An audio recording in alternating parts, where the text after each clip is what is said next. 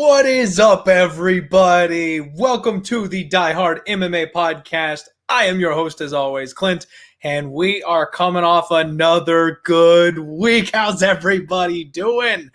I am sad to say, let me get this first and foremost out of the way. I know I tweeted out that Brian Boom Kelleher was going to be on the show here with me today. Unfortunately, he had some personal issues. He had to cancel. We understand. We get it. Fighter life. There's only so much you can do. These guys are taking curveballs left and right. So he will not be joining us on the show today. But the show must go on. We will still have the normal Die Hard MMA podcast. And he said that he will look to get back with us at some point down the road. So maybe we'll lock him up for a different day. But welcome to the show. You get the good old same me as ever. How is everybody doing? David Velasquez coming in way early saying what's up, and my boy Billy Big Boss saying he can't stay for the full thing. Thank you very much for hanging out, buddy. I appreciate it. I'm feeling a little lucky myself. Buffo on the beat in the house. What's up, buddy? How we doing? Thank you very much. Asking people to hit the like button for us here. Oh, the GOAT. I can't. Thank you. Thank you, my friend. How's everybody doing? That's right. Get hype, Punch. Get hype. We are ready to go. What is up, everybody? And El Guapo saying need to tail the picks. Well, maybe so. How about Josh Emmett? As always, we're going to start every single show with a recap of the previous UFC event. So don't worry, we will go all of that. Daniel, what is up, my buddy? How's everybody doing? The first thing I need to do is let you know that this show is being brought to you by odds.com. We are simulcasting right now on Odds HQ. That is their YouTube handle, and the Die Hard MMA podcast. If you are on my show, if you're on the Die Hard MMA page, do me a favor and head on over to Odds HQ, subscribe to that channel, give them a follow on Twitter as well. But not just that. If you're on the Odds page, do me a favor and subscribe to my channel too. Help a guy out. How's everybody doing? I see the chat filling up. Lots of familiar faces and a few new ones. What is up, Death Taxes and MMA? Thank you very much, my friend. I appreciate it. Don't forget the like. Appreciate you all. What is up? Yes. Finally, we're here. It's time. It's Monday afternoon. So just a quick recap of the last UFC event.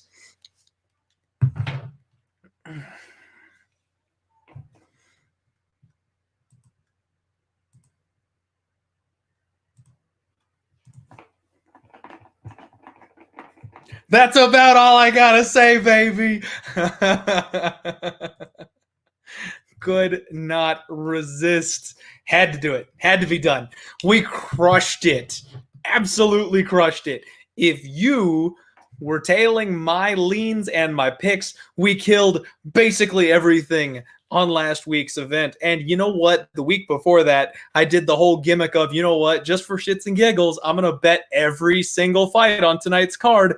Should have done it this week instead, because we would have absolutely mauled the bookies and crushed everything, because I only got a couple of things wrong. So let's get into it. Let's go over it. We ended up having a phenomenal start to the night. If you tuned in to my podcast last week, if you read my articles on odds.com, if you tuned in to the roundtable with my boys for odds.com that we do on Tuesdays and we will be going live with tomorrow, y'all know I gave you Austin Hubbard at plus 150, my new absolute favorite angle in MMA betting. And I told you that he was the favorite here. Why the world was convinced that this Max kid was going to show up on 5 days' notice and just steamroll this guy with 3 UFC fights under his belt, I don't know. It was a straight play of the fact that one guy should be favored and he wasn't. We were flipping a weighted coin by a lot. And I can't even believe it. He got up to almost 2-1 right before fight time. A ton of late money came in on Max.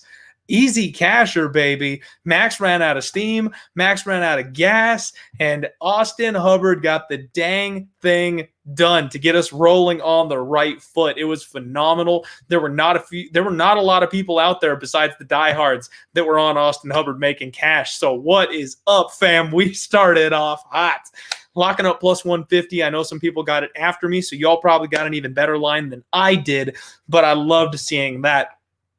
Not going to comment on the whole corner stoppage thing. I feel like everyone's being a little too harsh on our poor guy Max over there, taking a fight on 5 days short notice and getting beat up by a UFC caliber opponent. The guy deserves to be able to throw in the towel if he needs to. Save that brain damage for later. He's a young kid. Don't shit on him. Remember, positivity, folks. Positivity. No reason to be a dick to anybody. Next fight of the night, we had Roxanne Modafferi versus Lucky Lauren Murphy, and this is one that I am a little upset about. Just a little upset about, because my whole angle on this was that Roxanne Modafferi's recent strength increase was going to be enough to get the fight to the mat. And unfortunately, I was wrong. I will always stand in front of you people. You will get my honest, truthful opinion on everything. I was wrong. I really thought that Roxanne Modafferi was going to be able to implement her grappling here, and unfortunately, it was just not something that she was able to do. And that was essentially the whole game plan. So that went out the window. As soon as she couldn't get Lauren Murphy to the mat, that was the end of the story. Hey, Sports Gambling Daily. What's up, buddy? My boy's partying out in Vegas. Hope you're doing some good work tonight for us. Well, thanks for tuning in. So, yeah, I mean, unfortunately, we gave back part of the massive cash that we started the night with just by losing the second fight of the night. But hey, still positive after the first two fights. Cannot complain there. Still love and support my girl Roxy. Murphy is on a roll, and she just called out Cynthia Calvillo. That's a very interesting call out. I kind of hope they make that fight. That'd be a fun one. But Murphy, more so than Roxy, apparently looks to be streaking in this division and might be a problem here in the very near future. Frank the Crank Camacho and Justin James. This is one that if you tune into my Friday recap show where I go over the weigh-ins and I give you my final thoughts before the fights on Saturday, I warned people against Camacho. This is one with a short notice fight where normally I'm going to back the fighter with the experience. Normally I'm going to back the proven fighter. And this time I just couldn't. I had that bad feeling. James is a legit prospect, and he came in here looking good. He came in on the weigh-ins on the scales and looked thick and looked hungry. And I told everybody that Camacho looked like garbage. He started slow and James made him pay for it. If you cashed on that big dog, congratulations. And if you're like me and you simply dodged that bullet, didn't lay any money on it or anything like that, then good for you too. And when it comes to sports betting, a penny saved is a penny earned. Not losing money is just as important as winning it. So good job we stayed off on that one, and I'm happy for you if you ended up cashing on it. I did have somebody tweet me out right before the fight kicked off saying, what's my lean? And I was like, I guess under? Like, if you must bet this fight, take the under, and hopefully you made some cash, my friend. I've got Cal M here in the chat saying, Clint, do you handicap full-time? Loaded question. Yes and no. I'm not a full-time sports bettor. I'm not a professional sports bettor. I'm a lifelong mixed martial arts fan, and I've done some mixed martial arts training myself, so I use that knowledge and that base, and I'm a long time poker player. I took poker very, very seriously for a couple of years when I was younger, and it didn't pan out for me, unfortunately. So no, I do have a 9-to-5 job. I'm a family man. I've got a wife and a kid, so this is not my day job, but I'm trying to make it that way, and I basically am just giving everybody my information. I do a shit ton of research, and that's where the yes part comes into this. I am basically knee-deep in MMA every single week. I do a full show for you guys. I watch tons of tape. I dig into the stats and the numbers, and I give all that information out for free thanks to odds.com. So yeah, I basically do this full time because I sink hours and hours on top of everything into it, and it's my side hustle for sure. But unfortunately, no, I don't do it full time. If you can have 2 full-time jobs, then yes. You know what? That's a good segue. Let me go ahead and pump the brakes right there. And I just, again, want to say, give a follow over to odds.com. And like I said, your boy does this as full-time as humanly possible. I'm a one-man show over here, put a shit ton of work in. I'm trying to put money in your pocket, and I'm giving all my information out for free. So if you find it in your heart, you want to support the show, things like that, you can, tips and donations are always appreciated. I'll put my Venmo and my PayPal in the description below. You guys are welcome to hit me up on that, especially after a couple string of winning nights together, things like that. If I make you some money, it's greatly appreciated. Always. Never expected. I will be here every week regardless. I promise you.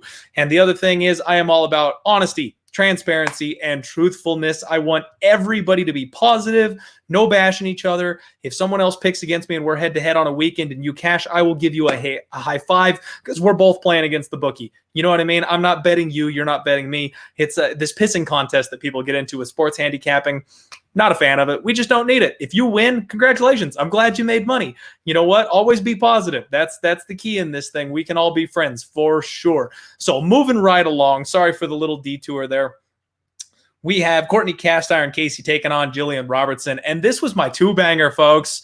I locked in my girl Jillian Robertson way early on. I was ready to go on her, and then we did the Friday show. I watched the weigh-ins, and Courtney Casey came in looking like death. She reminded me exactly of Jessica I the week before. She was struggling to get on and off the scale and having a hard time moving around. It looked like she was low energy. Combine that with the grappling offense of Jillian Robertson and the small cage at the UFC Apex, and that's a recipe for success, folks. I threw down a second unit on Jillian Robertson. The line had got better. Everybody was betting Courtney Casey. People don't believe in my red-headed angel, and I just don't understand.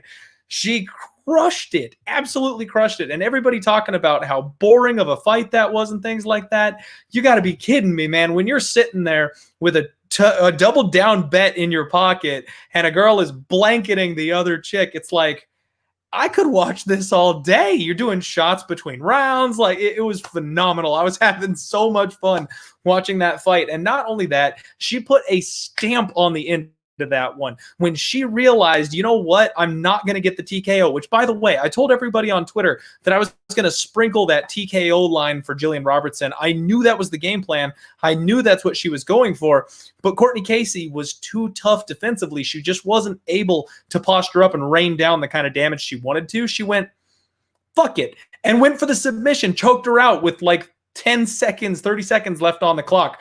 Phenomenal. My girl Jillian is doing the right thing, making the right moves, adjusting. I'm telling you, she's going to be a force in this division. She's so young. She's got so much upward trajectory here. Don't sleep on my girl. Thanks, no. I will not be running for president, but I appreciate that.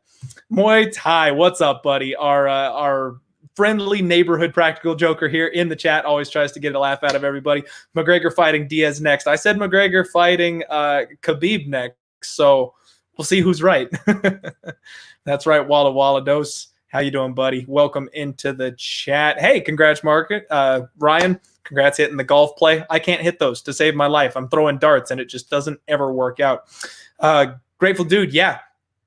Casey looked scared at the weigh-ins. I think she was just having an absolute hard time with that weight cut, and that was a very serious problem. My buddy killed it.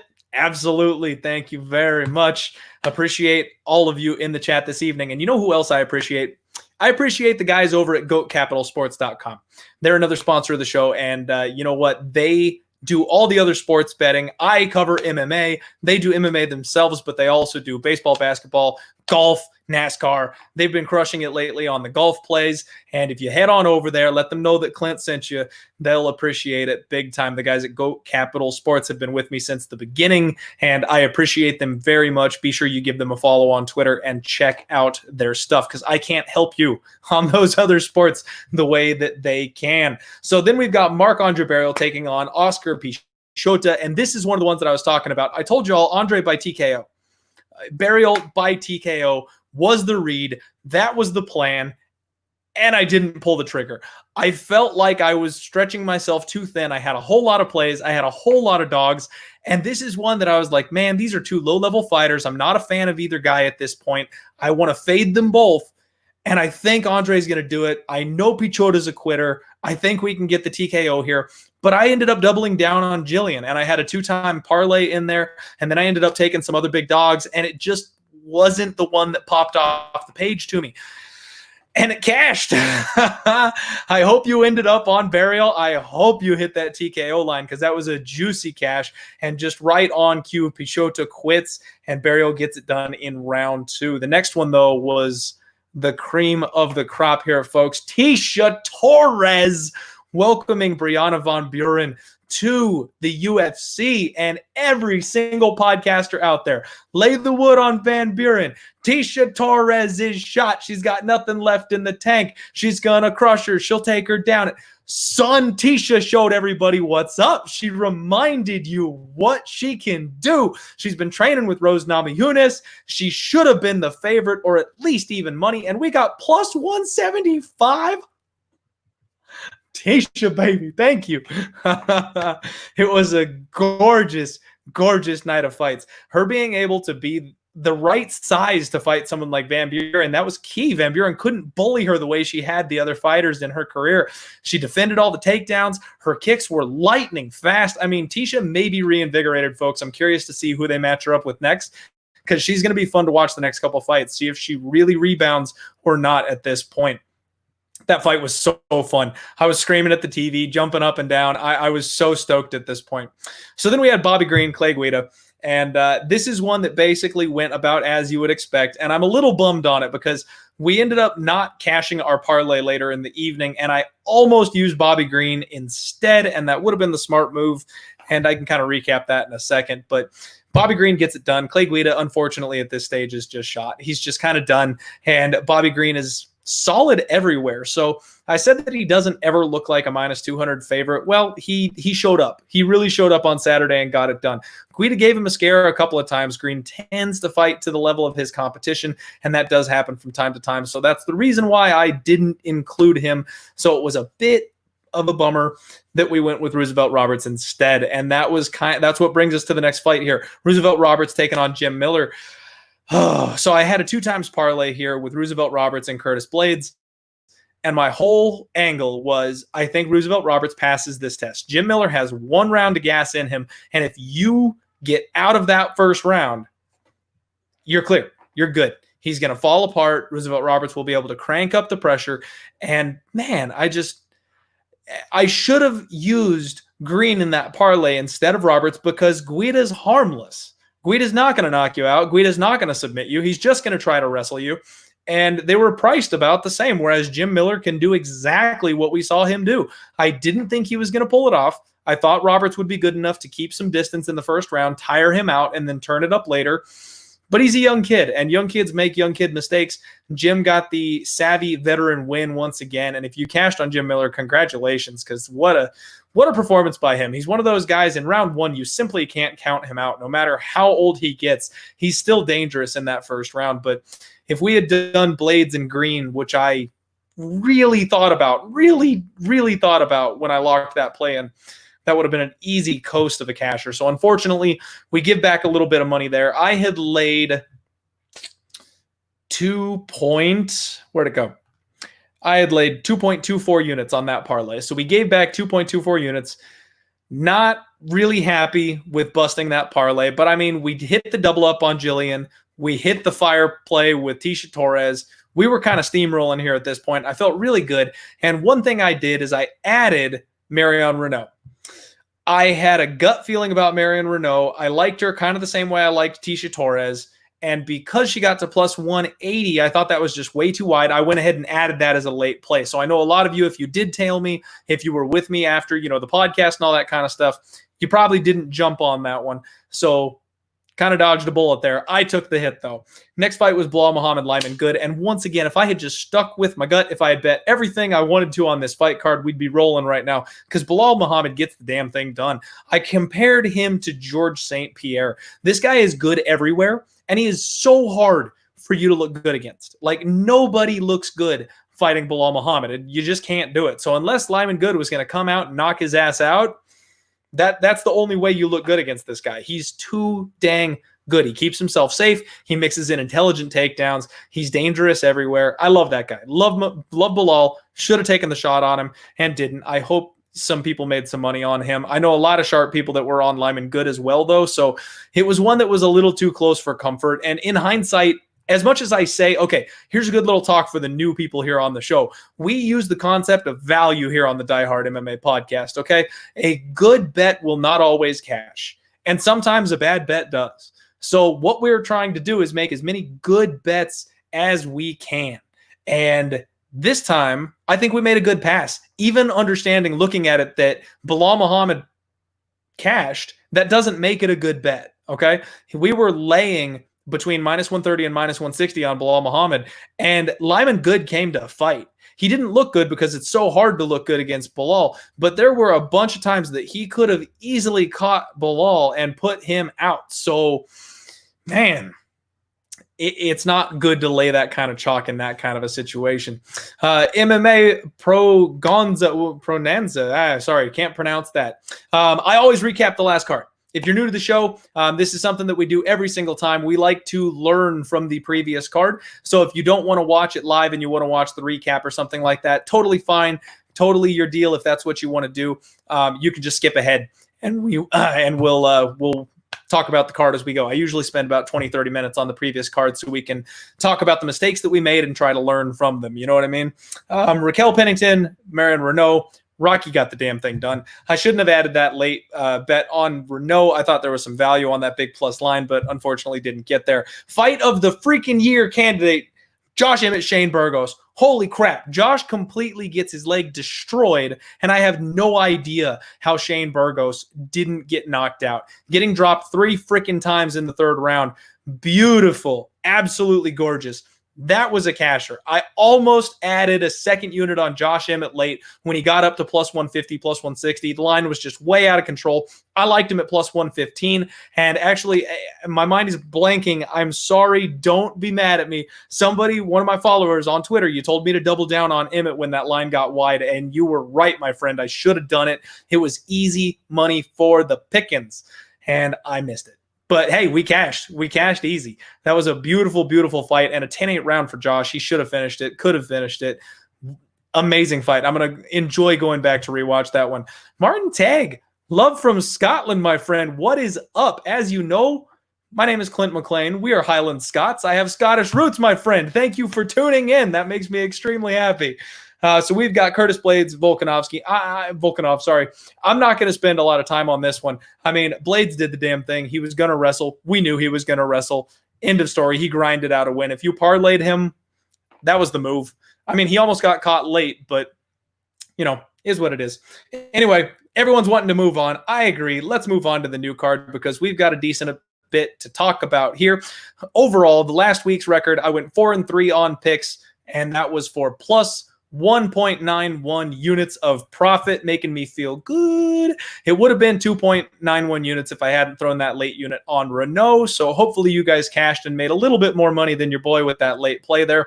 That brings the 2020 record to 34-43 for minus 5.96 units. So we are digging out of that hole. We are almost there. If we keep this heater up, we're going to get out of that hole that I dug in those first couple of events in 2020. Overall, the podcast record for 2019, I went 143 for 138 for plus 19.88 units. The goal is to match that for this year. We want to dig out of the massive, I think, 15, 16 unit hole that I dug myself earlier in the year and then end up positive in the 20 unit ballpark again. That's the goal. So that's what we're trying to do here for 2020. We will get there. We're headed the right direction. Let's make some cash. That's right. Dig it out. Let's get into it now with the magic of my glorious green screen. We have fights. We are getting started with Jordan Griffin versus Youssef Zalal. And I apologize if I'm not getting on everybody's comments here in the chat. I apologize. The show's taken off. We got a whole bunch of new listeners and viewers. So I'm not ignoring you, I promise. I'm trying to keep up as much as I can and also keep the show under 2 hours. So I will comment with you as much as I possibly can, but I apologize if I miss you. First fight of the night, we've got Jordan Griffin versus Youssef Zalal. And if you follow me on Twitter, you know I've already got a play locked in on this one. Youssef Zalal is a Factory X fighter, very long, very rangy. He's got good movement. He's incredibly athletic, and he's really hard to hit. He's got good head movement. He ducks around. He stays on the outside. Excellent side-to-side movement, and then he fires off these heavy leg kicks. I love to see people do that. He's got a good jab. He works behind a long jab. That's another intelligent striking piece that I usually enjoy. He has well-timed flying knees. He has a really fast head kick that's hard to see coming, and he's got beautiful entries on his takedowns. If he gets you on the mat, he's got a good top game, and he's always attacking with front chokes, headlocks, great gas tank, Dude's going to go 15 minutes without too much concern. I like this kid. I like Zalal a lot. Now he's taking on Jordan, the native psycho Griffin. I'm a fan of Jordan Griffin. I like the way he fights. He's fun. He's entertaining, but he's not a guy that I like to bet on. So Jordan Griffin fights out of Rufus Sport, and he's one of these guys that loses until he wins. He's training with guys like Pettis, GM3. It kind of seems like they're taking a little bit of a step back, a bit of a skid. They're not really innovating like they used to back in the day. He is a finisher, though. He's got a sick submission game, and if he catches you, you're in serious trouble. He will dive on stuff. He's got a decent gas tank, but he's making a really quick turnaround here. He was supposed to fight on the 613 card versus Minner, and that fight dropped out when Minner had to pull. So unfortunately, this is going to be a bit of a quick turnaround. As we know with these athletes, they try to peak. So he was in his weight cut. He was ready to go. He was ready to fight, and then his opponent pulls out. Nothing happens. So resetting that clock and then cutting weight again, you don't get to peak again. You were peaking, and then it takes you a whole fight camp to reset that process. He just has to start over cutting weight. So I don't know that he's going to be as sharp as he would have been against Minner. It's a concern. He does come in attacking and blitz, but he drops his hands. He's extremely hittable, and he plays off his back too much. So all things said, I'm going to go ahead and take a shot here with Youssef Zalal. So Youssef Zalal has been bet down to being an even money underdog or a pick'em. I like to use bestfightodds.com. You can see all the major sports books and things like that out there to get your lines here. I got in early, and luckily my guy that I use had a good line for me, and I got Zalal at plus 115. I told everybody, if you could get plus 110, plus 105, even money, I love it. I think he should be a bigger favorite, and I think he wins this fight. I think that Jordan Griffin is a guy that has to catch you, has to finish you. If he doesn't do that, he's probably not going to win a 15-minute decision. And as long as Zalal stays defensively sound, he's going to be able to bounce around, keep the range, attack the legs. He's going to score better, and he's a decent wrestler as well. So as long as he can stay safe if this thing hits the mat, he should win this fight. Stank. Thank you, my friend, for bringing that up. On Twitter, I'm at DieHard MMA Pod. If you search for the DieHard MMA Podcast on Instagram or on YouTube, you'll find me at those places as well. I have a Facebook page. I know it's outdated, but what the hell, right? I figured I'd throw it in. Thank you, my friend. I appreciate it. Grateful Dead's all going to take him down. Very true, and I think he can grind him and stay on top. Anton agreeing with me here, liking Zalal. My boy Boston Nick in the house. What's up, buddy? If you don't know, we go live with a round table, Jimmy the Bag, Boston Nick, my boy Mo Scream, and we break all these fights down so that way you're not just getting my opinion and I get to argue and fight and bust balls with my boys. It's a fun time. We do that show on Tuesday. Make sure you tune in.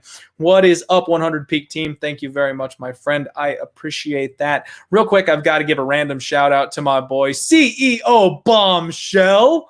He asked for a shout out just to impress his wife. So there you go, buddy. You've been on the Die Hard MMA podcast. You're going places. Our next fight of the night is two UFC newcomers. Hansen taking on Jinh Frey. And this is an interesting fight because both these women come from Invicta. And I'm a huge fan of Invicta. I like what they do. We wouldn't have a competitive UFC women's division at all whatsoever if there wasn't for Invicta. So I appreciate what they do, and I like the talent that they churn out for us here.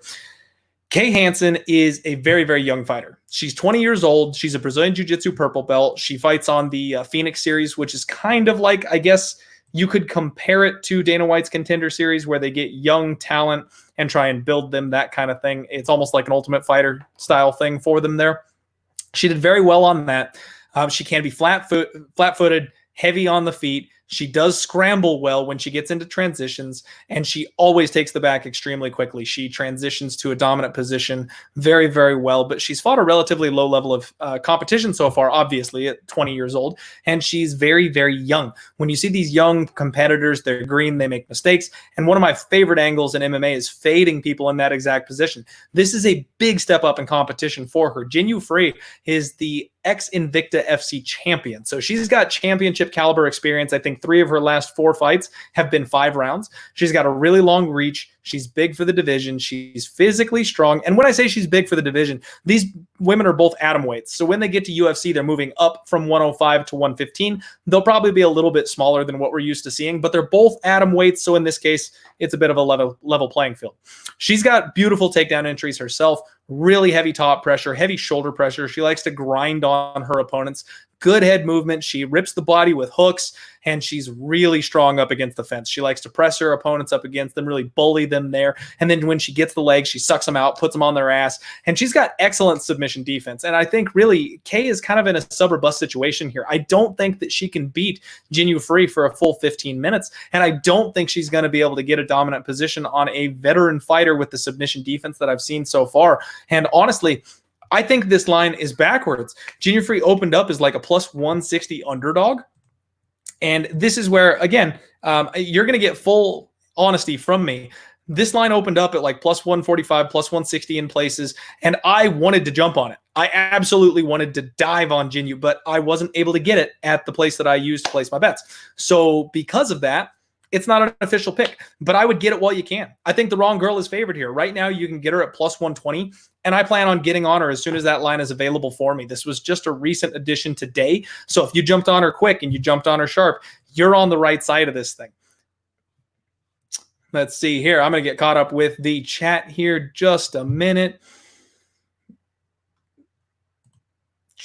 Pick your boy Griffin. Anyway, Clint, pick the right. Okay, cool. Yeah, I think there's just some chat going on here. And when the chat gets rolling, sometimes it's hard for me to discern if people are talking to me or if if people are talking to me or if they're talking to each other. Leo says, great week last week. Thank you, my friend. I did not lay off Marion. I did lose my money on Marion, unfortunately. Thank you for that, though. And I do want to caution everybody with parlays. Vegas was built on parlays. Straight bets is probably the best way to go when it comes to these types of things. And if you want to do a parlay for fun money, throw a little something on there, take a long shot, hope to get paid and retire, go for it. I'm never going to talk you off of that, but just be careful because I know some people mix in 2 and 3 team parlays constantly. And all you're going to do is lose in those situations. It's very, very hard to consistently hit parlays, even if you're doing favorites. I mean, look at me. Last week, I parlayed 2 big favorites that I thought were essentially locks, and we got busted by Jim Miller. So just be careful. Just be careful. Connor McLaughlin, my buddy. What's going on? Welcome to the chat, my friend. Thanks for hanging out. So yeah, I fully intend on betting Jinh Frey, especially if I can get underdog odds at her. She's a high-level competitor, and she shouldn't be the dog here. And that's exactly the line that I used when betting Tecia Torres and Austin Hubbard last week. That angle has been cashing left and right, folks. When you get a young fighter who's a hype train, who comes in as a favorite and takes a massive leap up in competition when they're yet to be proven at that level, you fade them. That's just it, especially if you're getting even money or an underdog price. It's cashing, and I'm keeping track of it on my Twitter, the fighters that fit that angle and have been highly successful. So keep an eye out for that one. Next fight coming up here, we have got Takashi Sato taking on Ramirez Brahimaj, and this is another one that I already have an early pick on. I tweeted out Brahimaj, and I got him at plus 145. It looks like that line is coming down, folks. He's at plus 130 out there now, and it looks like he even spiked all the way down to plus 115 at one point. Some heavy, heavy money agreeing with me here on Brahimaj. So let's talk about it, shall we? This kid is a prospect. He's coming to us from Fortis MMA, which is one of my favorite gyms. They're young, up and coming, hungry. They've got a good coach in I almost said Faraz Zahabi. That's my bad. It's a really great gym. Lots of good, hungry talent coming out of there. He's 8-2. He's 27 years old. And this kid's a grappling phenom. He is so good on the ground. He was supposed to come in on Dana White's Tuesday Night Contender Series, but I think his opponent pulled, and he wasn't able to get back on before the Corona situation. He's got a big right hand. He's an absolute submission machine. Very slick transitions.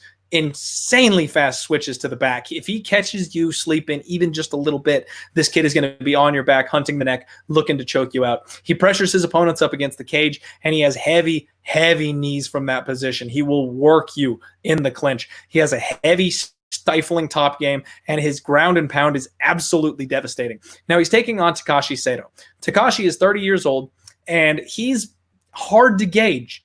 He's one of these guys that looked pretty damn good in the regional scene and then got to the UFC. His UFC debut against Ben Saunders, and Ben is completely shot. So Takashi knocks him out. We knew that was going to happen, right? Like, even people who don't follow MMA could have picked that one. Then he fights Belal Muhammad. Well, Belal Muhammad is a damn good fighter, and Takashi goes into the third round with him and gets choked out.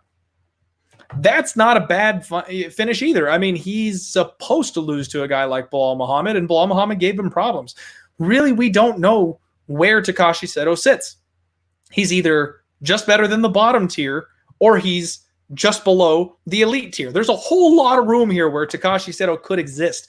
But basically what I'm seeing is this is a bad matchup for him. He's incredibly tall. He's got a nice tall stance. He's a judo black belt, which that may help him when it comes to the scrambles and the wrestling situations. But he's a forward pressure fighter. He tries to walk his opponents down. He's got a long jab cross, but he's extremely hittable. And he's very, very basic. He throws that 1-2, and that is about it. He doesn't have a whole lot behind it. And then he's got really slow striking. So if he gets you on the ground, his ground and pound is solid. He's got heavy hands, but he's easy to avoid, and he doesn't have that speed threat. He does have a strong body lock takedown if he can get in on you, but he's just low output. So between both of these guys, if it hits the mat, I favor Brahimaj. And on the feet, Brahimaj actually probably stands a decent chance because he's going to be the faster guy. He'll be able to move in and out. And I honestly just see Sato making some kind of a mistake going for those judo throws. Unless you're going to absolutely crush them and hit them and be sure that you hit them, you give up your back a lot. And that's the kind of opportunity that Brahimaj can take to dive on this thing and get a huge submission win. So I really like Brahimaj in this spot. I'll take the new kid. I'll take the underdog and take a shot here. Now you may say, but Clint, you just told us about the angle of fading the kid stepping up in competition. Well, the great equalizer here is the line, the sports book, right? So Brahimaj is a plus 145 dog. We're not laying 2-1 on this new kid. We're getting an underdog price on this kid to come in here and take the upset. And he's not facing a top tier talent. He's facing a fighter who we feel is relatively weak in the UFC so far. So I would say this is dog or pass. If you don't want to bet this kid coming up, I totally understand, but don't put your money on Takashi Sato, please, for the love of God. Now, one thing you may want to look at on this fight is the total. I know a lot of people are saying submission, knockout, stuff like that. Tune in later this week. We have a show called Total Madness here at odds.com where your boy jumps on as soon as the over and unders drop, and we will give you my read on the totals over and under 1.5, 2.5, etc. And I break them all down for you later. It's a much shorter show, so if you don't want to go over the ins and outs and dive in deep and things like that, it'll usually be about a 15-minute show, and I'll just run through the card real quick and let you know if I think the over or the under is a good side to take. So keep a lookout for that at the Odds HQ YouTube channel. Yep, grateful dude saying Brahimaj by submission. You know how I roll. All dogs so far. The dogs were barking last week, folks. I put out a Twitter poll and I said, what do you think? Over or under 7.5 underdogs hitting? 7 hit. Your boy's a bookmaker. Exactly 7 underdogs hit last week. So there is money in the dogs, especially in these lower level fights. You get these guys that are either underappreciated or your opponent is overhyped, and they just get a flood of money dumped on them. So these lines get insanely wide, and we get value on these underdogs because if the bookmaker sets the line at like minus 140 and plus 110, and then you bet the minus 140 guy all the way down to minus 200, he shouldn't be that big of a favorite. The people said he was that big of a favorite, not the experts. So then there's money to be made on the other side of that line. If you pick the right dogs to show up, you can cash some serious money. Exactly. Annette Ryan. Ramiz is a beast on the ground. He's an absolute monster. I have put the buy-in tag on this kid. That's how I call it when it's someone that's up and coming, a young fighter, someone like my Jillian Robertson. The first time I saw her fight, I went buy-in. And I've blindly bet her every single fight since. We're 3-2. Ups and downs. It happens. I'm buying in on Ramirez. I like this kid. Hubbard, baby. That's what's up. We're going to be talking about that one for a while. I don't want to get flagged for copyright for singing that song, though, so I'll stop. And you guys also probably don't want to hear me sing. I'll do a musical episode of the Die Hard MMA podcast. It's like every other TV show out there. There is the musical episode. There's the beach episode for anime. Like I'll hit both of those for you here on the show. Next fight of the night, Sean Woodson taking on Kyle Nelson. We are doing this at a catch weight. Sean Woodson is 7-0. Kyle the Monster Nelson is 13-3-0. And I'm actually a big fan of Kyle. He's one that I'm having kind of a hard time with because he's having a rough run in the UFC. And I am not liking this matchup for him whatsoever. So he gets into the UFC and he gets thrown to Diego Ferreira. Holy crap. Like, how is that your first fight in the octagon? What were they thinking? So he comes in on short notice, hurts Diego in the first round, almost pulls this incredible upset, and then completely gasses out. Again, short notice replacement. We try to fade those for this exact reason. Ferreira digs deep, comes back, TKOs him in the second round. No harm, no foul. You did what you could, man. He faces Matt Sales and puts up a hell of a fight, and unfortunately, once again, gasses out in the third round. He gets submitted. So then he comes back against Marco Polo Reyes, a fighter who definitely should not be in the UFC and does exactly what we knew he would. He KOs this dude stiff in the first minute of the fight. He's another one of these guys that we're having a hard time figuring out where he belongs.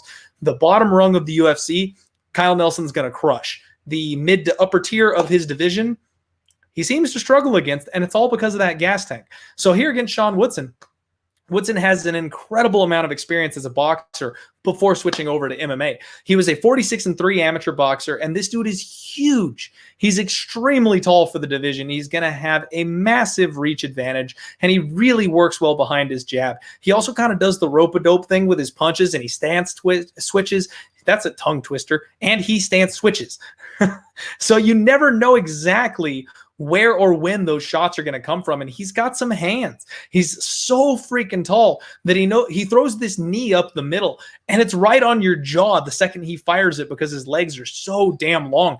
The issue with him is his grappling hasn't caught up. He's a boxer turned MMA fighter, and he has done a decent job so far of being able to get up against the fence and keep himself off the ground, and he's got those long-ass legs, so a lot of the takedowns that most people go to don't work because you can't pick this guy up. He manages to get a peg down and keep himself up on his feet. So that's the angle for Kyle Nelson. If he can get the takedown, if he can bully Woodson up against the fence and then unload on him early, I think Kyle's live to get a knockout here. He's currently a 2-1 underdog, and I am very, very tempted here. This line's been kind of ping-ponging around. People can't decide if they like him or not. And early money came in on Woodson. I totally understand. I see why. It's hard to combat that reach advantage. It's hard to close that distance when you've got a guy like that. And he's got hands. The thing for me is I can't bet on Kyle Nelson because of his gas tank. If I knew for a fact that he was going to be able to fight for a full 15 minutes, I would take him here in this fight. I think he can close the range. I think he can land a big shot. He's got good offensive wrestling. He likes to pin his opponents up against the fence, and he's got hellish elbows once he gets you up in there. Good clinch knees, strong hooks. I mean, round 1, Kyle Nelson is a serious fighter. Round 2, Kyle Nelson, he's dangerous. Round 3, Kyle Nelson is a baby in a diaper that you got to clean up after. I mean, that's the issue here. So I'm kind of leaning under. We'll talk about that on the total show a little bit more, but I think Woodson stands a chance to KO Kyle Nelson late or even submit him late, and Kyle Nelson stands a shot of knocking out Woodson. So it's one that I'm not going to pick a side on. I don't like the line. I don't want to lay that kind of wood on Woodson. He's not proven enough for me at this stage. I like Kyle Nelson. That's a little bit of my heart talking and also my bias towards big-ass underdogs. So I'm going to just go ahead and steer away on that one for now. Yes, we do know the ring size. We are hanging out in the Apex again this week. So it's still going to be the same small cage. And Bufo's saying Woodson reminds me of a praying mantis. With those damn arms and legs, yeah, man, he has an unreal advantage here. And let me see here. And okay, sorry about that, Patel. Who are these guys training with? Honestly, I'm not sure. So Kyle Nelson, I think, is the biggest name that we're going to know out of his gym. He's a Canadian fighter. I don't recognize anybody else coming out of his space. And I actually don't know the gym that Woodson fights out of. So I'm not entirely sure. We'll have to dig a little bit deeper. If I figure that out later in the week or something, I will let you know. Or if anybody in the chat knows off the top of your head, shout my boy out, let him know, because I do not know.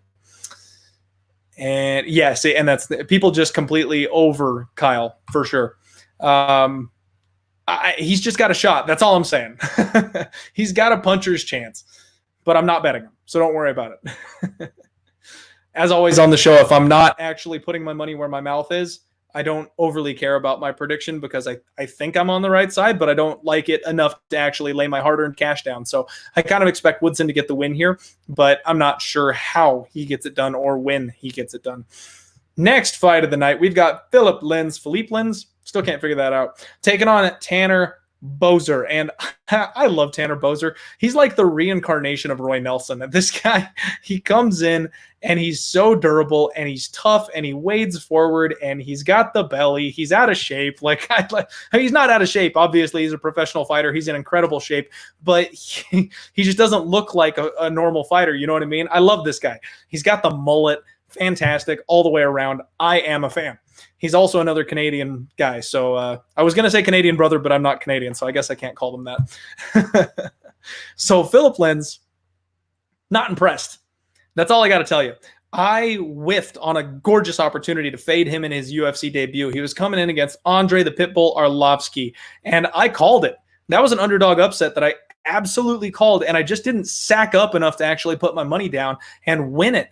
He got absolutely worked by Andre Arlovsky, and I knew he could. And everybody kept talking about, ooh, Lins' knockout power, Lins by KO. Dude, he's been fighting trash cans. I know he won the PFL tournament. I know that. But he fought bums in the PFL tournament, and I think he was juiced to the gills during the PFL tournament. USADA exists in the UFC, and I don't think that this guy looks the same since he's come over, and I fully expected that. On top of that, that fight was in May, folks. May. So he's only had, 3 months to get ready for this fight with Boser. So what do we think happened in that 3 months? Is he going to have a higher output? No, he's a low output fighter. He relies on the KO. Is he going to train and adjust his style? No, not in 3 months. And is he going to be in better shape? Probably not in 3 months. And especially if he is off his juice, he definitely won't be in the kind of shape that we're used to seeing him in the PFL. The biggest key here for me is his low output. He really doesn't throw a lot of strikes in any of his fights, so it just comes down to being able to clip his opponents. Tanner Boser is a regional scene hero. This guy is 17-6, comes over to the UFC, and unfortunately gets thrown to the wolves. First off, he gets his win against Daniel Spitz, good solid 15-minute decision, and then they give him Cyril Gane. Just kill the guy. Why don't you? Cyril Gane is an absolute monster, and Tanner Boser went a full 15 with him. This guy has a chin. This guy has cardio. He's got a stiff jab. He's got good head movement. He has great footwork, and he's very light on his feet for a big boy. He has long blitz attacks. He closes that range very, very well, and he's actually really elusive and likes to work the leg kicks. He actually has several leg kick TKOs. He's kicked people so hard, so many times in the legs that they have eventually given up. And then he mixes it up and goes to the body with those kicks. I like Tanner Boser a lot. I think he's a solid mid-tier fighter. Obviously, not ever going to be like a championship caliber type of guy. But if you're not UFC caliber, he's gonna beat you. He's just that guy. And I'm actually just kind of biding my time here. So right now, we have got a straight pick'em on this fight, and money is coming in, unsurprisingly, on Lins. Everybody knows this guy from the PFL. Everybody knows this guy from being the knockout threat that he was just a very short time ago, and I expect money to come in on him. Line movement is not my specialty. In fact, normally I suck at it. But in this case, I'm pretty sure I know what I'm talking about. I think a lot of people are going to bet Lins. A lot of people are going to write off Boser. A lot of that because of how he looks, because of the level of the supposed level of opponents they've been facing. It hasn't been all that different, trust me, but they think that the PFL fighters are better than the fighters that Boser has been facing. So they see a level of competition increase for Lins, and they see him succeeding at that. So they're going to think he's going to be the winner here. I'm going to wait until Boser gets to even money. I'm going to wait till he gets to being a slight dog, and then I'm going to pull the trigger. I fully intend on betting Boser. Now, I just told 143 people live that's my angle, and I'm going to bet Boser. So if all you assholes run out there and ruin that line for me, That's what I'm going to do. So if I see the line start to tilt the other way, if money starts coming in the way I like on Boser and he gets down to being, a minus 110, minus 115, something, I'm going to jump on it. I'm going to go ahead and hit it because I don't want to lose out. I don't want to be paying minus 130 or minus 140 for this guy. I think it's very, very close, but I like the fighting style of Boser. And because of the low output for Lins, I think Boser is just going to whack his legs to death. I see another possible leg kick TKO here. And if not, I see a 15-minute convincing decision where one guy hit the other constantly, and the other guy couldn't catch him. I think Boser's going to win this fight. I think Lins is going to go 0-2 in the UFC, and they're going to boot him. He's here for a paycheck, folks. He won $1 million in the PFL, and you can't wake up in silk sheets and come to the UFC thinking you're going to take on a hungry fighter and just walk through him. It ain't happening. Boser's coming for real, and I don't know if Philipe Lins is for real, and I definitely don't know that he is on this level. So give me Boser. I'm all about Boser. Haven't made it yet, but that is a bet that I will make very, very soon. Let's go, Boser. Dude's a stud, and you know what? I'm just going to assume you're talking about me. I'm kidding. All right. Boser, that's right. That's what I'm talking about. Check out the current interview on YouTube. JMD, thank you, my friend. I will do that for sure. I listen to interviews and stuff like that essentially constantly. That's about all I do. Lins' last performance against Arlovsky didn't impress anybody. And the worst part about it is his last performance is every performance. He fights like that every time. And then the only thing that's different is he catches the guy and knocks them out. So just saying. You could say that Lins isn't fighting for the money at all. That's very true. And that's exactly what I think is happening is if he's got $1 million in the bank, if he's not fighting for the money, I mean, what's he here for? I don't think he's UFC caliber, and I don't see the type of adjustments being made in 30 days, 3 months. I don't see him being able to adjust enough to be a different fighter than we just saw. So, I mean, maybe if it was 9 months, if it was 6 or 9 months and he'd been back and working hard. Remember, we're in quarantine, folks. Even if he is in the gym, he's got limited training partners. He's got limited coaching staff. We're not going to see a massive jump in this guy's opportunity to adjust and change and do something different. He's going to be very similar to the fighter that we just recently saw. On top of that, I got to give a shout out to my boy here. Let me look over on my page because I got to give a shout out here. I want to make sure I do it right. I've been talking to my buddy, I think Ryan Payne. Ryan Payne, I think you're in the chat also tonight, my friend. We've been talking about the angle of fighters who have been doing these quick turnarounds for the UFC fights, and so far they have not fared well. So keep that in mind. He's another one that fought very recently and is now turning around again to fight a very game opponent who has not fought during the Corona times, and I think that's a disadvantage. And we got some laughing here in the chat. Glad I could bust you people up. Love it. Love it. All right. Mara Borella taking on Miranda Maverick.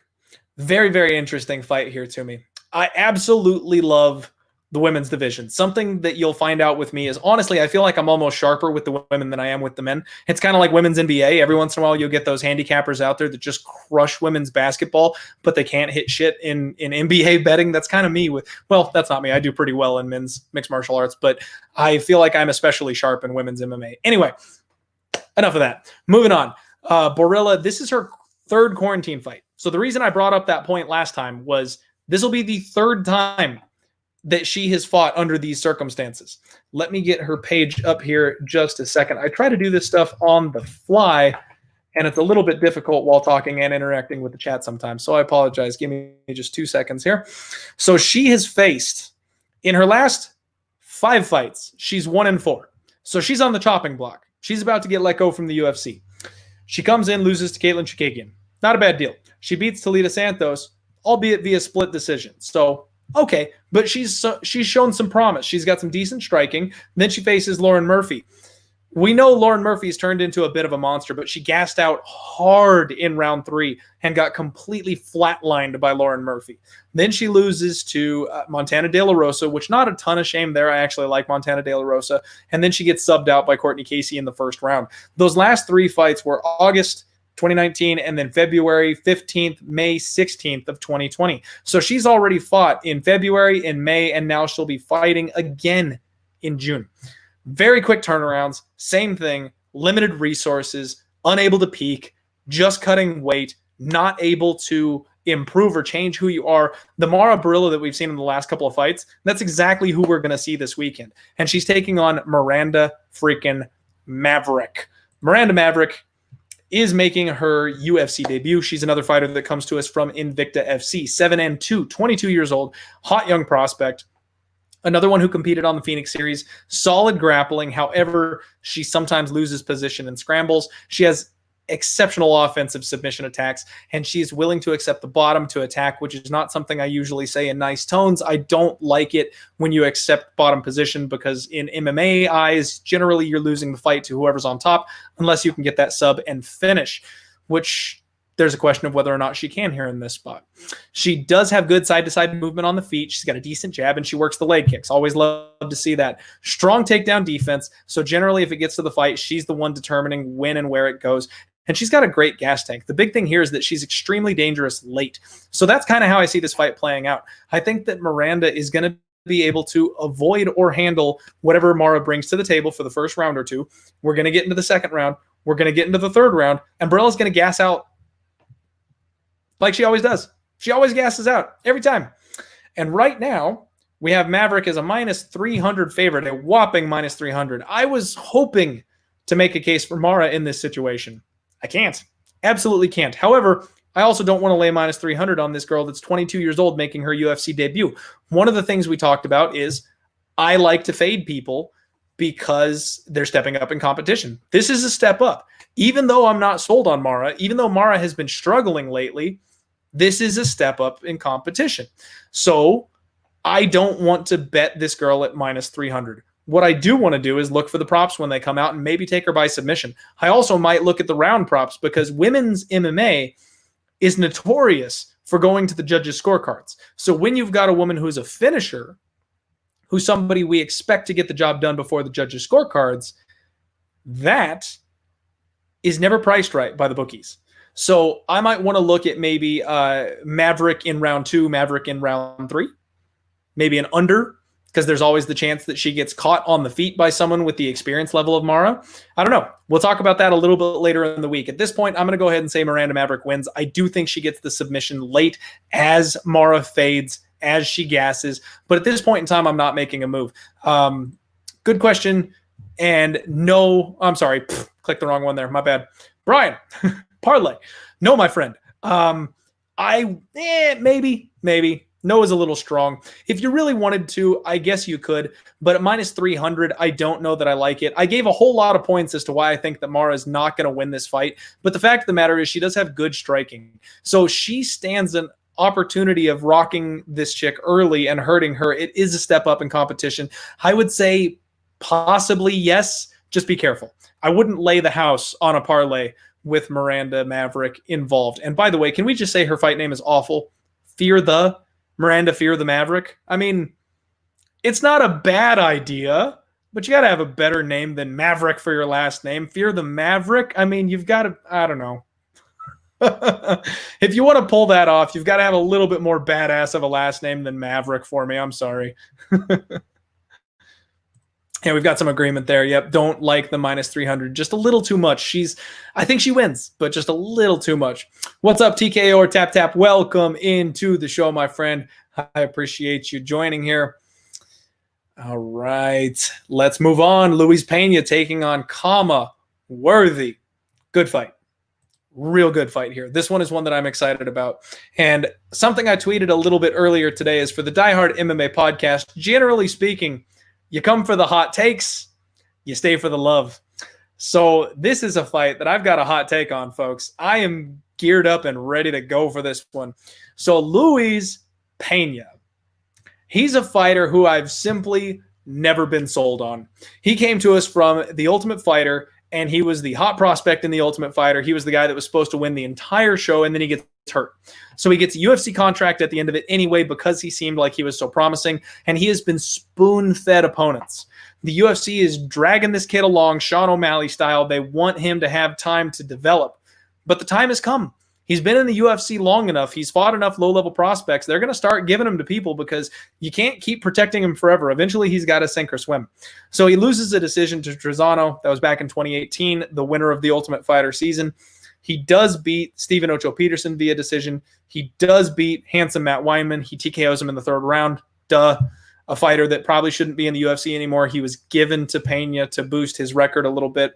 And then he lost a split to Matt Frevola. Matt Frevola is another legitimate prospect, and that was a very close fight, but I think Matt Frevola was the rightful winner of it. And there were spots where Frevola could have put Pena out. He's got that tall man defense. He leans back and you can clip him. If you get caught with one of those shots leaning back, you're going good night, folks. It's just a matter of time. So he did win his last fight via decision. This guy's a grinder. He grapples, he's big, he's long, and he's facing an opponent here that's going to be able to match that size. So I'm going to pull up my numbers here. And I think you might be able to figure out where I'm going with this already. So I'm sure I'm not looking at it right this second because I'm getting my ducks in order here, but I'll bet the chat is just absolutely melting right now. Luis Pena is 6'3". He's got a 75-inch reach.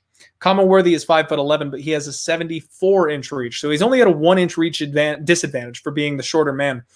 Luis Pena lands one takedown per 15-minute fight on average with a 29% accuracy and has a 45% takedown defense himself. For a guy who relies on the wrestling, those are actually awful stats. So you're telling me that usually if you've got a takedown success rate of something like 29%, usually you'd see 2.5 or 3 takedowns per 15-minute fight because that means you're chain wrestling. You're going for the takedowns constantly. Yes, you're missing a lot of them, but you're eventually getting them.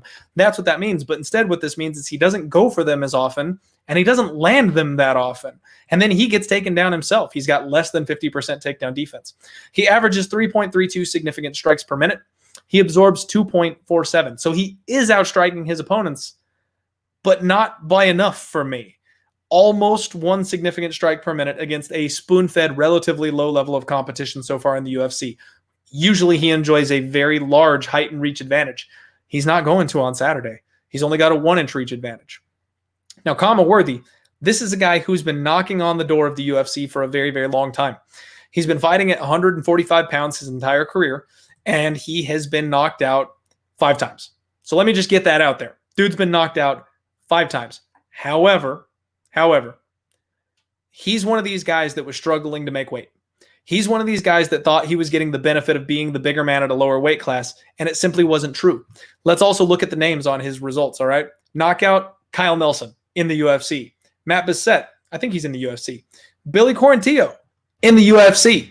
Paul Felder in the UFC. This guy's been fighting UFC caliber content and getting knocked out by guys who are at the highest level when he was cutting too much weight. And you can't fight those types of names on the regional scene when they're on their way up at the same time as you, especially if you're draining yourself.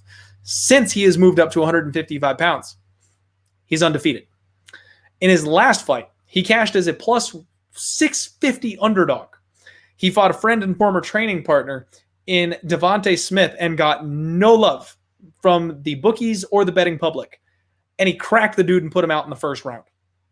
He's got big power, folks. He's got fast hands. He's got a good jab. He's got a long right cross.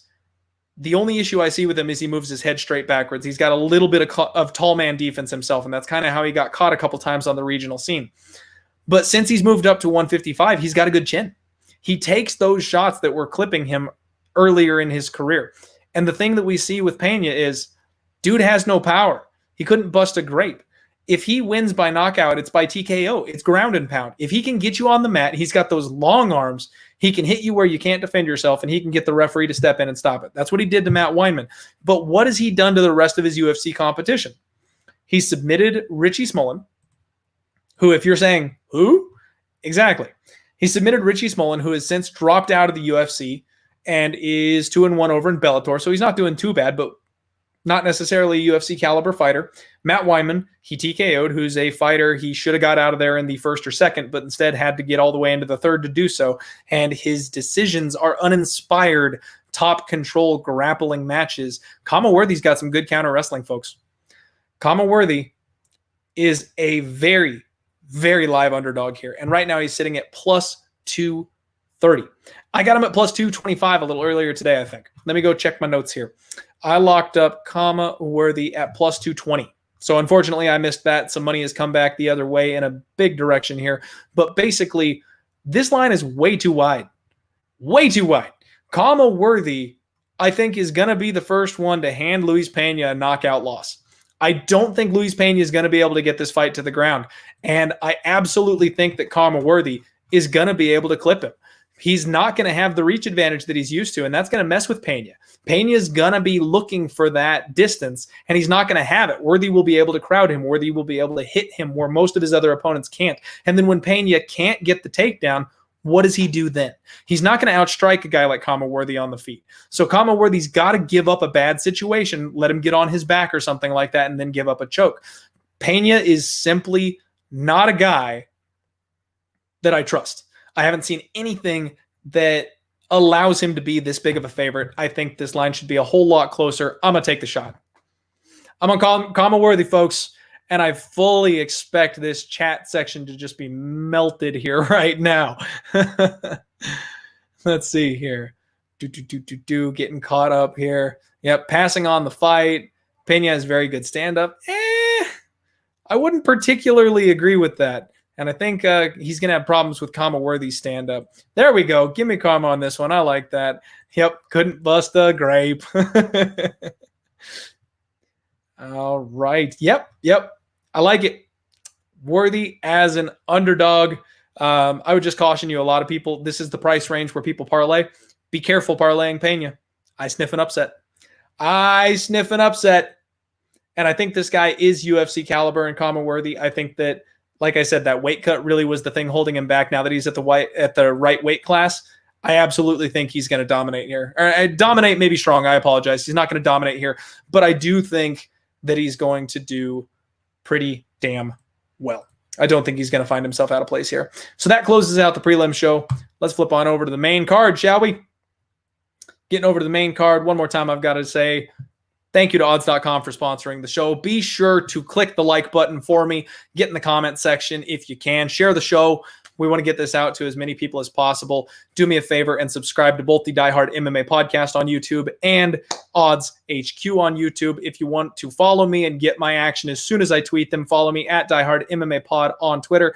And Mike of Denver, first-time chatter, welcome to the show, my friend. Thank you very much for tuning in. I very much appreciate it. Death and taxes, 240. Let's go. I like it. Let's freaking get it. All right.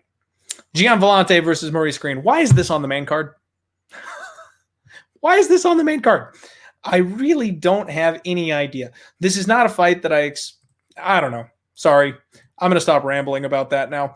This one shouldn't be on the main card. We were supposed to have Aspen Ladd versus Sarah McMahon, and so far at this point, it doesn't look like Sarah McMahon's going to get a late replacement. I liked that matchup. I very much enjoyed Aspen Ladd versus Sarah McMahon, and unfortunately, with Ladd pulling out, sorry about that. With Ladd pulling out with an injury, I don't think we're going to get a replacement this late. They would have announced it already. Bummer. I'm a fan of Ladd. She's a young up-and-comer, somebody who I want to see fighting in the future, and she just has a hard time staying busy.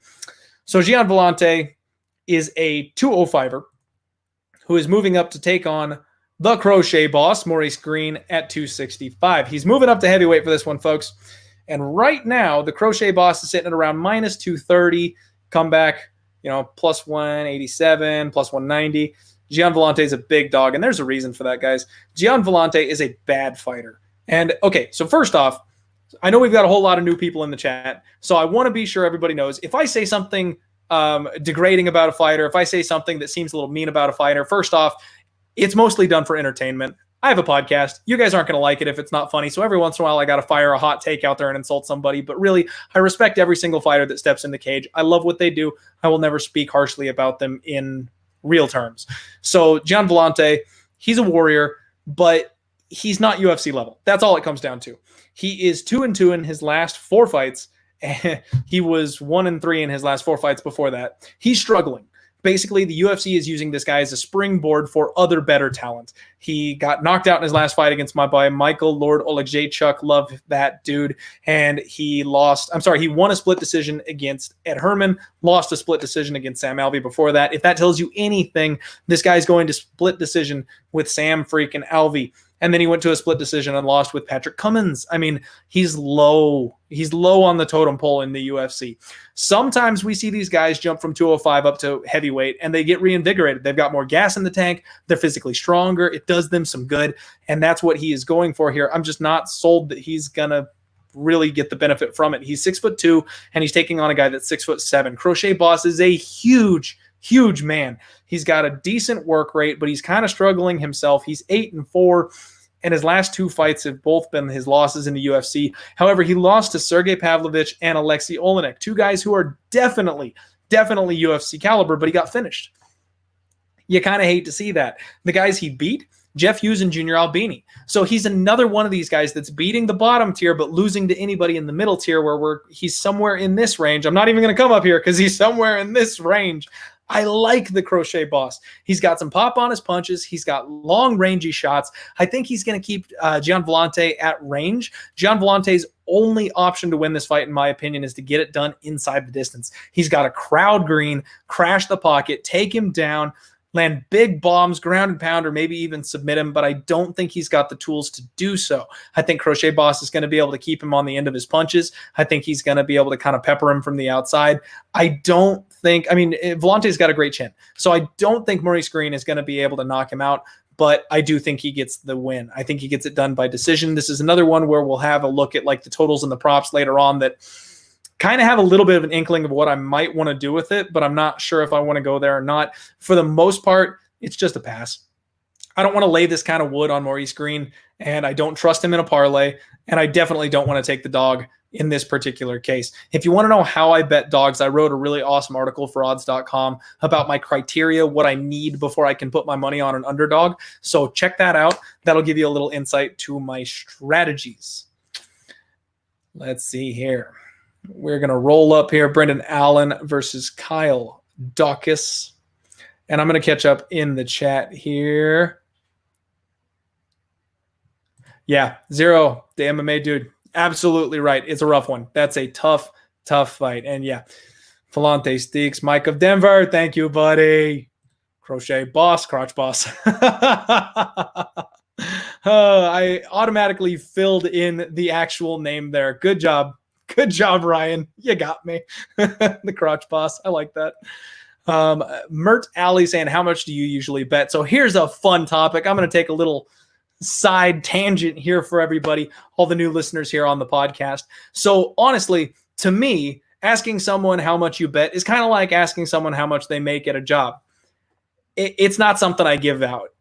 It's my business, and that's why we go by units, because really the unit structure is a unit to me is different from a unit for you, right? So whether or not I'm betting $100 or I'm betting $10 on every single fight, a unit should be 1% of my bankroll, and that's how we can all stay on a level playing field. And the reality is, when it comes to YouTube, when it comes to Twitter, some people are toxic, and really they will not give you the time of day if you're not betting $200 a unit or something like that. Like, people are nutso out there, and they think that your information is based on the amount of money that you have. And I got to tell you, if you're born with a silver spoon in your mouth and you can bet $1,000 per fight, that doesn't make you better than somebody who's betting $15 per fight. Maybe they just started later. Maybe they're trying to work themselves up and get going, things like that. So I just don't really want to get in that pissing contest. So when it comes to the units, I'm not going to tell you guys how much I bet per fight, because it simply doesn't matter.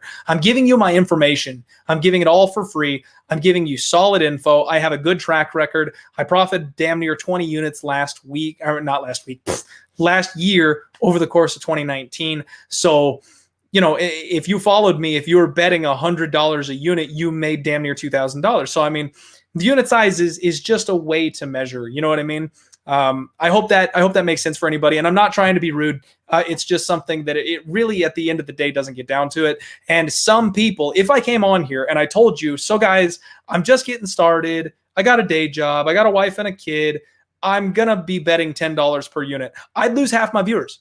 Half of the people in this chat would go, you're betting $10 a unit? Fuck, dude, get out of here. And they would tune off. They would get out. So if I also was one of those guys that gave you my 25 unit max bomb lock play of the year bets, and I bet $1,500 per fight, like, people would be coming to my podcast, but they'd be doing it for the wrong reasons. They'd be coming to my podcast because they think that I'm a professional bettor and they think I'm throwing gigantic sums of money around and I've got the inside track, and that's not true either. So I don't want anybody being in the show for the wrong reason. I don't want people judging me on the low end or the high end for any reason. So that's a long answer to the question. Thank you very much for the question. I hope that was good enough for you. There we go. Fair enough. Thank you, my friend. I appreciate it. Let's move on. Brendan Allen taking on Kyle Daukaus. Back to the action. Brendan Allen is a fantastic prospect here in the UFC. I am super excited about this kid. One of the main reasons that I like Brendan Allen is because he's got a win over another hot prospect that I am very excited about in Kevin Holland. This guy is a submission machine. Absolute monster on the mat. And what makes this fight so fun is his late replacement opponent, Kyle Daukaus, is the same exact style fighter. These guys are going to go to war, and it's going to be taken care of on the ground. Allen is 14-3-0. Kyle is undefeated 9-0, making his UFC debut. Brendan Allen has had 2 UFC fights, both of which finished inside the distance. He has TKO'd and submitted his opponent so far in the cage. And in this fight, he was supposed to be fighting Ian the Hurricane Heinisch, which is a guy I love to bet on and make money with. And I was looking forward to him doing that quick turnaround thing, but like we talked about, not sure if that would be a great idea. Anyway, so Kyle is really the question mark here, right? So Kyle Allen, 9-0, attacked with front chokes. He locks up headlocks on people, and he uses those to defend takedowns, sweep, reverse, get on top of people, and he's got heavy top control. If Kyle Daukaus is on top of you, it's a problem. He's got excellent shoulder pressure, great hips, a good sprawl. He's got long, rangy arms, and he locks up a whole lot of chokes from angles that most people can't see them coming or defend because he's got that extra extension. He's able to dig deep after he gets hurt. He got clipped in his last fight, I want to say. It was either again, oh, no, what? It was the fight before that against Stefan Regman. He got hurt. He got hurt badly in the first round, went to his corner, centered himself, settled down, came out, choked the dude out in the first minute of the second round. So he is UFC quality. He's a guy that I think has a whole lot of upside here in the UFC, but he's a little green on the feet. And that's where Brendan Allen, I think, is going to have a significant advantage. He's solid on the feet. He's got good body kicks. He's got a strong body lock takedown, constant forward pressure. He's a Brazilian Jiu-Jitsu brown belt, unless he's been upgraded to black by the time I'm recording this. And he's also a massive, big-time grappler, but I think he's got the striking advantage. So it's an interesting spot where if it takes place on the mat, it really could go either way. They're going to be in a scramble fest type of fight, and I'm going to love seeing how that plays out, but I think I've got to avoid it from a betting perspective. Brendan Allen is minus 275 favorite, and that's a spot where we've got to favor the guy in the UFC. We've got to favor the guy who's choking out legitimate prospects at this level. It makes sense. But Daukaus is no joke. And the fact that these guys are going to be going for the same style game plan, I mean, only one guy is going to be able to transition to the other dude's back, right? It's going to be reversals. It's going to be sweeps. It's going to be chokes and arm bars, and it's going to be a mess. If you appreciate grappling like this guy does, it's going to be a fun fight. The only thing I can see kind of tilting it into not being a fun fight is if Brendan Allen is able to keep it on the feet and just picks this kid apart. That's entirely possible, but I don't know that Brendan Allen is going to play it out that way because he enjoys being on the mat. I wonder if these guys are going to go, we're both grapplers, let's see who's best, let's go. And then we have a fun fight. But if that's the case, I don't want to lay minus 275 on Allen. I don't think he's that much better of a grappler than Kyle is. Now, Kyle is coming in on short notice. So there's the gas tank potential that if he starts to slow down, Allen will be able to pour it on late. We know he can win by knockout or submission, so he's got more paths to victory. So I understand why he's the favorite, but I don't want to touch him at this price. That is a big price tag for a guy who's going to engage with another grappler the level of Kyle Daukaus. So I know that's kind of a short breakdown, but that's really all there is to do on this one. There's not a whole lot of other information. If you want to take the stab on Daukaus, it's almost like taking a knockout artist with a puncher's chance. You know, betting on a guy who's got some big bombs in his hands because they could clip him at any point in time. That's the same thing with this guy and his submissions. He could grab a choke. He could grab a neck. He could grab a wrist or an elbow and pop it out of place. Like, he's dangerous. I'm very excited to see what Kyle Daukaus does in the UFC. I think this is a bad matchup for his first UFC fight, his debut. But what are you going to do? When the UFC calls, say no? No, he took the fight. Props to him, and I'm looking forward to this one. But unfortunately, not going to be betting it. Yep, 323 block. Exactly. If I was betting 1%, I'd be betting $5. Pet peeve when people recommend that. Oh, okay. Well, I mean, hey, I do bankroll management. So that's another good point here. So some people bet larger amounts, and that's fine. It's everybody's style. I actually have the rapid fire approach. I like to lay a lot of bets out. So when a UFC card comes along, I'll have 5 or 6 bets, sometimes more than that. Every once in a while, once a month or so, I go, F it, let's bet every single card on this bitch. And when I do that, the reason I'm able to do that is I'm negating the swings. I'm using a smaller bet size to make sure it doesn't hurt me if I have a reverse sweep. So if everyone's betting, between 5 and 10% of their bankroll on every single bet, and you have a bad night, your bankroll's gone. Poof. See ya. Now, if you're betting for recreational purposes, that's fine. You can just reload and come back next week. No harm, no foul. But for somebody like me who's trying to take it seriously, trying to make money, trying to build that bankroll, if you're doing the 1%, then you're just chipping away at it. Just chipping away. And when you have those bad nights where you lose 8 or 9 units because you had that many bets and it all goes against you, you're still losing less than 10% of your bankroll, and it's not a crippling blow. So that's the reason I do it that way. Other people don't necessarily play that way. Totally understand. No judgment here. Brian Platt, hey, dude, you won money on the Emmett fight. Love hearing that, my friend. I am so happy. That makes my whole day. That's why I do this show, is when everybody wins cash. If I can give you free information, you'll go out there and win some money. That makes my day. I love it. Next fight of the night, Mike Perry versus Mickey Gall. We have reached the co-main event of the evening, folks. Platinum Mike Perry, maybe the most insane fighter on the UFC roster, taking on Mickey Gall. And I'll tell you something. I wanted to come in here and give y'all a really hot take. I wanted to come in here and tell you that I'm betting Mickey Gall to win this fight because he's a big underdog and that line is too wide. I had it all locked and loaded, had my trigger finger itchy to lock that bet in, and then I watched the tape.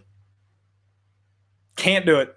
Just can't do it. So Platinum Mike Perry is in a weird spot right now. All right. He lost the Platinum Princess. She left him. He got some new chick, which she's a looker, Go Mike Perry. But he's calling her God. I mean, he's like literally saying like, I need to please my God and I worship her on a daily, like shit like that. I mean, just kind of being a little insane. And she's going to be his corner for this fight. He doesn't have his professional corner. It doesn't sound like he's training with Jacare anymore. His chick is going to be his training partner and corner man for this fight. And I don't know what to make of that. The 2 training partners that I've seen him bring in to get ready for Gall's grappling are a white belt and a blue belt. I looked them up. I did some Instagram stalking. Y'all know I like to do my Instagram stalking. And they're legit. They're legit. These guys are good grapplers, but they're at the white belt and the blue belt level. Keep that in mind. So even though they are legit, they're still very new to this. And he's using them as his main defense for a guy in Mickey Gall. Mike Perry likes to rush in. He's got big, heavy power, but we saw him be a little bit more methodical in his last couple of fights, taking on Vicente Luque and Jeff Neal. He's on a 2-fight skid. Lost a split decision to Vicente Luque, which I actually think that he could have won. I think his nose breaking and the blood was really the thing that forced that fight over. Kind of like when Nate the Train lost to or won against Darren Elkins. Darren Elkins was busted up and bloody, but I think he actually won the fight. When you look at the scorecards and who scored more and the punches and things like that, I think the fight went to the wrong guy because of the damage that was dealt. Understandable, that whole look at their faces, which guy won the fight, which guy lost the fight. It makes sense. But I think that Mike Perry very much could have won that fight, but he's taken a lot of damage in his last couple fights. That 15-minute war with Vicente Luque and then the turnaround to take on Jeff Neal, who is a future title holder. I think that really led to him getting knocked out. He got knocked out by Jeff Neal in the first round, and Mike Perry is very well known for being durable. And I just think that left him, because when you get in a war like the one he was in with Vicente Luque, you need some time off. You need 9 months. You need a year. Like, you've got to let your body settle back up. And he came back in December against Neal, not quite as much time as I would like to see, and also taking a step up in competition, got clipped and taken out early. So now it's been 6 months and since that, 6-7 months, somewhere in that ballpark, and he's making his return against a guy in Mickey Gall who's got no striking to speak of. Mickey Gall's striking is getting better. He's working on it. But I would have expected to see a whole lot more from this kid. When Mickey Gall first came on the scene, I was really high on him. I thought it was a guy that I wanted to bet. I thought he was a guy I would like to back and bet on a lot going forward. However, he just hasn't improved. He just has not been trending in the right direction. And that's concerning. He's 28 years old. He's in the prime of his career, and we really should have seen something by now. The UFC is also spoon-feeding this kid to make sure he has time to get along, but he's just not making the right changes. He does have good straight punches down the middle. He's working on his kick game. Leg and body kicks are good, but they don't seem to have a whole lot of damage against them. He's got good dirty boxing against the fence. If he can crowd you up against the cage, he's not bad in that area. He's a Brazilian Jiu-Jitsu black belt, and that's why I wanted to mention that Perry's training partners are white and blue belts. They might be standouts. They might be athletic. They might be good, but a white belt and a blue belt aren't going to get you ready for a black belt. Plain and simple. Ain't going to happen. Mickey Gall does shoot in from distance. He doesn't set those takedowns up, and he's not very good at them. He's not a wrestler. He's a jiu-jitsu player. So he relies on the trips. He relies on dragging his opponents to the floor. He doesn't have a blast double leg or anything like that. And Mike Perry has some very surprisingly good counter wrestling and offensive wrestling himself. On top of that, he's going to be the shorter guy. He's a muscle tank type of fighter. So if Gall can't get under those hips, I don't think he's going to be able to drag him to the mat. He does have a good, intelligent ground game from the bottom, does Mickey Gall. He hits good reversals, good sweeps. He's got an intelligent guard, just defensively. He's solid on the mat. He uses good wrist control, good butterfly hooks. The problem is he gasses out. Every time he gasses out. So I bet against him and cashed handsomely on Diego the Nightmare Sanchez when they fought back in 2019. One of my big shot dogs that I like to go for came through for us in a big way. And that's just because Mickey Gall's gas tank. Diego Sanchez never gasses. Mike Perry never gasses. And if Mickey Gall is not going to be able to get Mike Perry on the mat where he can use his advantage, that means this is a striking battle. And if this is a striking battle, I don't care how damaged or rocked Mike Perry is, Gall doesn't have the power to knock this guy out. I really wanted to bet Mickey Gall, damn it. I wanted to come in here and spit fire and have everybody blow up at me and tell me how much of an idiot I am and then cash the ticket. And I can't. I just don't see Mickey Gall getting it done. So right now, Mike Perry is a minus 275 favorite. And unfortunately, with the talks of his girl being God and without having a proper gym to train at and with a woman who is half his size holding pads for him to get ready for Mickey Gall, I can't trust Mike Perry in this spot either. Unfortunately, this is a pass situation because I don't want to parlay the guy, even though I absolutely think he's going to wreck Mickey Gall's shit on the feet. But I also can't pick Mickey Gall because I don't think he can get Mike Perry to the ground. And if he can't get Mike Perry to the ground, he can't win. If he does drag Perry to the ground, we saw Perry get submitted by Cowboy Cerrone, but that's a massive difference. Huge difference. Cowboy Cerrone is a big guy. He is much bigger than Mike Perry. Blast doubled him, took him down, transitioned, snapped his arm off. I mean, Gall can't do that. Gall simply can't do that. Yes, he can do the transition and the armbar, but he's not going to be in the position to be able to land that against a guy like Mike Perry. I think Mike Perry is too physically strong. I hate that I can't bet this one because I really wanted to. It's Perry. The pick is Perry, but I can't bet him, unfortunately, at that price. Again, when the props and the totals and stuff like that come out, we'll look for an angle. We'll look for a spot to make money. One of our biggest advantages as sports bettors is we simply don't have to bet every single fight, folks. We don't have to bet this one. And as of right now, I'm not going to.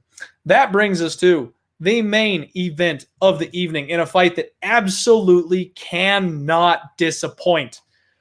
We talked about Curtis Blaydes. He talked all that shit. We thought he was going to TKO Volk, and he just grappled him for a full 25 minutes. This fight ain't doing that, folks. We've got Dustin the Diamond Poirier and Dan the Hangman Hooker. These guys are going to go at it absolutely at it, and it's going to be a train wreck. It's going to be so much fun. So we got a lot to unpack here. Let me dig into this thing. I need to get my stats and numbers up for this one because I need to be able to sound like I kind of know what I'm talking about on this one. It's the main event after all. I can't be pulling shit out of my ass. Dustin Poirier is coming off of a loss to the king, Khabib. He was the interim lightweight champion and lost the unification bout against Khabib. We all know this. That was in September of 2019. So it's been almost a year that he has been off waiting for his next fight. Dan the Hangman Hooker has been very active recently, streaking towards the top of the division, trying to make that statement to get that signature win where he can call for a title shot. And this is the one. He's there. He's finally reached that pinnacle where he can make that stand if he can get the win on Saturday. And this is a hell of a fight, folks. So both these guys are surprisingly young. Dustin Poirier is only 31 years old, and Dan Hooker is 30. So even though we think of Dan Hooker as this young gun, this young up-and-coming guy, he's the same age as the veteran Dustin Poirier, and he can almost match his experience level. Dustin Poirier is 25-6. Dude's been fighting forever. And Hooker is 20-8. Lots of experience on the other end as well. Dustin Poirier has 12 wins, almost half of his wins by knockout. Dude's boxing is on point. Big, heavy hands, fights in combination, blitzes his opponents, never slows down. I mean, his absolute war with Max right before he fought Khabib, that was a 5-round slobber knocker with Max Holloway, and I have no idea how those guys made it to the cards because both of them were rocked multiple times over the course of that fight. I'm struggling for the words because rewatching that fight was an absolute treat. If you have UFC Fight Pass, go watch that one again because it still lives up, even a year and a half or so later. Dan the Hangman Hooker has 10 knockouts himself, 50% of his wins coming by knockout as well. And he's got 7 submissions. Dude's a threat literally everywhere. I know Dustin Poirier's got 7 submissions as well. I don't want to leave that off the table. Both these guys can finish from literally any point in this fight. I think the big difference is Dustin is going to have that boxing advantage. He forces a technical brawl. He's got a huge left hand, and he's got more 5-round experience. I know Dan Hooker just got done with 5 rounds against Paul Felder, but he started to wane there a little bit at the end of that fight. So I'm curious how he's going to look in this relatively quick turnaround. That Felder fight was back in February, so he also has only had 3-4 months to adjust and get ready for another high-profile, high-caliber fight. Dustin Poirier's got some wrestling in his back pocket. He likes to flurry. He's got some leg kicks. Dan Hooker, I think the sharpest thing about him is his basics. He does what you can do, only better. Every time you do something, he's just a little quicker. He's a little longer. He's a little faster. He hits a little harder. And it's very, very simple, but it works. So it frustrates people because they can't do their normal game plan against this guy. His basics are so solid. He's got excellent kicks, really long legs, so he likes to chop at his opponent's legs, hurt them from distance where they can't get him back, and that works quite well for him. He banks that damage for the later rounds when he wants to work on them. Same thing with him attacking the body. He rips the body. He's got these long-ass arms, and he can jab you in the gut when you're at kicking range. So he likes to hit the body and bank that damage for later. Excellent head movement. Good strong knees when he gets in the clinch. You do not want to be clinched up with this guy. And he, similarly to Woodson earlier on the card, has that knee up the middle. So if your opponent's going for a takedown, you can just fire that thing straight up the middle and catch them on the chin when they're coming in. He's very, very tall. The thing most people remember about him, though, is the ass kicking he got from Edson Barboza and the damage he took in that fight. That was a matter of game plan. I think he took that fight on semi-short notice, and I think he had a bad game plan going into it. Just didn't work out for him that night. He's going to have a decent-sized height and reach advantage here. He's 6 feet tall to Dustin's 5'9". He's got a 75-inch reach over Dustin's 72-inch reach for a 3-inch reach advantage. Dustin Poirier averages 5.51 significant strikes per minute. He absorbs 3.97. Dude is a technical brawler. He's got a heavy output, and he's hard to hit. He does a very, very good job of that. He's averaging over a significant strike and a half per minute over a long, epic storied career facing the best fighters on the planet. Not an easy thing to do. Dan Hooker averages 4.76 significant strikes per minute, so he's not quite as active as Dustin Poirier is, and he absorbs 4.67. Now, a lot of that is going to be that Edson Barboza fight where he ate all those shots, so that number may be skewed a little bit. If we remove the Edson Barboza fight, he probably has a better strike differential, but it's still not what we want it to be when facing this level of competition. Dan Hooker's got a 78% takedown defense rating, and Dustin Poirier has a 61% takedown defense rating. I don't know that that'll play. Neither of these guys, even though they've got submission games, even though they're good at wrestling, neither of them really look for it. Both of them look to stand and bang. That's the path to victory they both choose. That's the way that they like to fight. So I don't see the ground game playing a huge factor here, especially with Dan being the taller man. He'd be the one I would lean to being the one looking for the ground game, but he's going to have a hard time getting under the hips of Dustin. Just don't see it happening. The durability of these guys cannot be understated. Dustin Poirier gets hurt in almost every single one of his fights, but he has taken the right amount of time off from those fights to recover. He also had the fight against Khabib where he didn't take an insane amount of damage, and that was almost a year ago at this point, so we shouldn't have to worry too much about Dustin's durability. Dan Hooker, we've seen what this guy can take. The only question I have with him is that war that he had with Paul Felder was very, very recent. He absorbed 110 significant strikes in that split decision win over Paul Felder. I think this might be a bit of a too quick of a turnaround for Dan the Hangman Hooker. Once again, I wanted to come in here and tell you to bet the dog. He's sitting at about plus 180 right now. It's been a landslide of money coming the other direction. He opened up at plus 140. I do think that this line is getting wide, especially if Dan Hooker gets up around the plus 200 range. Just too much there, I think. I can see the value shot on Dan the Hangman Hooker, but I got to side with Dustin Poirier here, folks. I thought that in my brain, I'm thinking of Dustin Poirier as the elder statesman, the guy who's probably ready to hang it up, the changing of the guard. They're the same age. They're the same level of experience. And arguably, Dan Hooker has more miles on him than Dustin Poirier does from the damage he's taken very recently in his career. That strike differential is the real key for me. The real key for me. Because I think Dustin Poirier is going to be able to hit him and then stick and move and get out of there. I know that Hooker has the reach advantage, but what I saw Dustin do against Max Holloway, I think he will be able to do in this spot as well. Now, again, both of these guys can end this fight at literally any point in time. Someone can submit, someone can knock out. It could be over in the first round. It could be over in the third or the fifth.